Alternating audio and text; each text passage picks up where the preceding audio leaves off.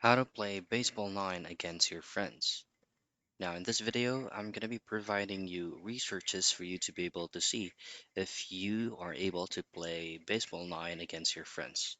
So, Baseball 9 actually does not have a built-in or official real-time multiplayer PvP, but fans create makeshift versions like turn-based games or challenge friends to play on their own devices, while developers have hinted at future online features.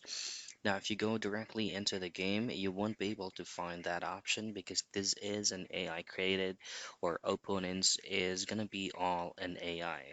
Now, what you can do on your end, since you are able to play this game offline, you can compete with your friends using the scorings or the trophies matches that you are experiencing inside the game. Now, once you have those goals, all you just have to do is to share them via any social media that you connected your account into, and that's the most convenient way of doing it. And that's it.